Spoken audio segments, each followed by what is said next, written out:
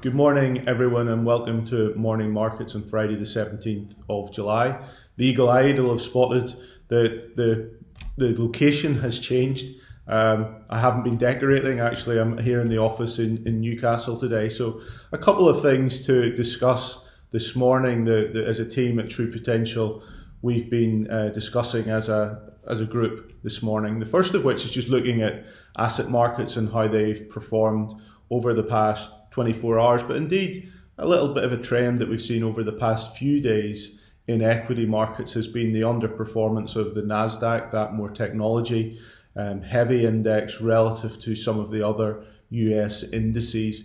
That's something that we can just continue to observe. We cast our minds back 6 or 8 weeks ago. We had a similar situation where we discussed a slight broadening out in sector performance, and it might just be a little bit of that again. Time will tell. In related matters to that, we did have one of the FANG stocks, Netflix, report last night, and it's reported very strong numbers for the current quarter in terms of the new subscriber additions that it was able to bring through, as large parts of the economy still remain closed. People are using subscription services much more.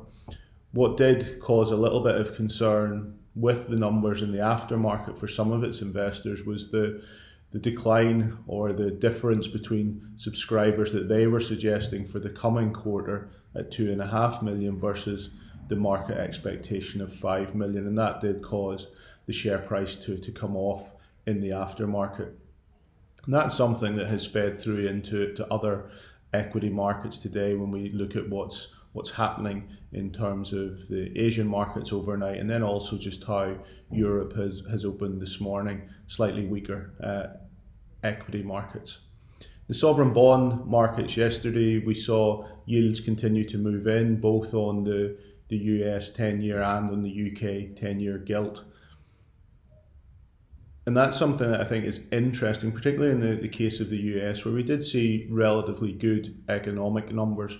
And by that I mean we had strong retail sales relative to expectations, where they did increase 7.5% month on month. And also with the jobless report, and the weekly claims came in at 1.3 million, declining about 10,000 from the previous week. So that ongoing decline, very evident, just not as strong as it has been in the past. So relatively good economic data, but the bond market not really reacting to that either. That's something that we continue to monitor, and something that we've discussed in the past, that we've seen very little volatility in the sovereign market, particularly at the 10-year over the past number of months. Just turning to Europe quickly, and we've got the European leaders meeting kicking off today. As you know, it's something that I've been discussing over the past number of weeks and do think is an important event for Europe. And if we can get some form of agreement, I don't think we'll potentially get a written agreement at the end of this discussion, but it may take a number of weeks to work out the finer detail. That'll be important for the market to observe and to see how it continues to deliver on the plan for the recovery fund, but also the budget for the coming period of time for the European Union. That's it for today. Please join me again next week. Look out for the podcast, our weekly note. And also, if you're finding these morning market videos useful, please do like them on YouTube. Many thanks.